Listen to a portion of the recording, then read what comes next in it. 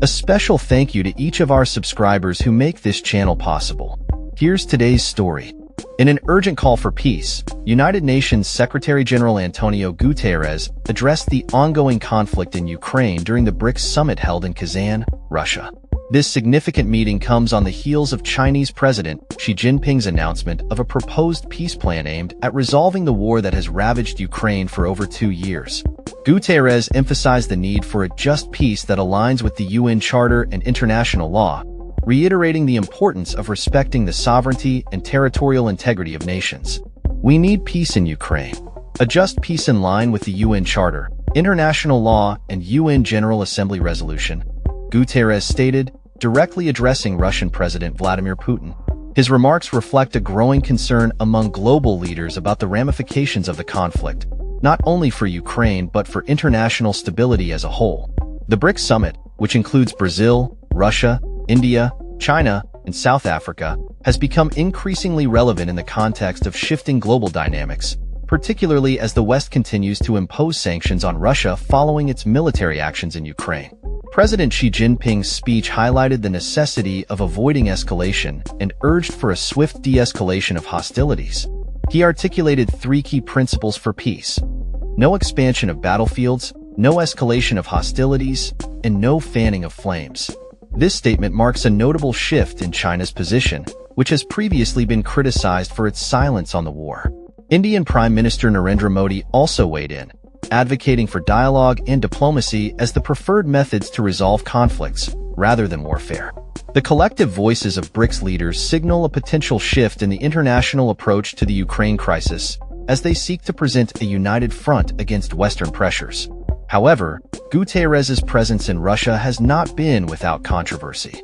Ukrainian officials expressed discontent with his decision to attend the summit, arguing that it undermines the UN's credibility and does not contribute to peace efforts. The Ukrainian Foreign Ministry criticized the visit, stating, "This is a wrong choice that does not advance the cause of peace." In response, Guterres' spokesperson defended the need for dialogue among major global powers, highlighting the importance of engaging with a group that represents half of the world's population. During the summit, Guterres also addressed other pressing conflicts, calling for an immediate ceasefire in Gaza and urging for the release of hostages and an end to hostilities in Lebanon. The ongoing violence in these regions has drawn parallels to the situation in Ukraine, with leaders emphasizing the need for humanitarian considerations and the protection of civilians. Putin, on the other hand, asserted that Russia could not be defeated on the battlefield, dismissing Western hopes for a strategic defeat of his country. He characterized these expectations as illusionary, asserting that they are rooted in a lack of understanding of Russia's historical resilience.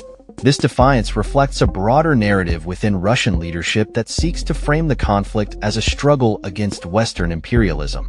As the summit concluded, BRICS members expressed concerns over unilateral sanctions imposed by Western nations, which they claim disrupt global trade and economic stability. Putin advocated for the establishment of an alternative global payment system to facilitate trade among BRICS nations, particularly in light of Russia's exclusion from the SWIFT financial system due to sanctions.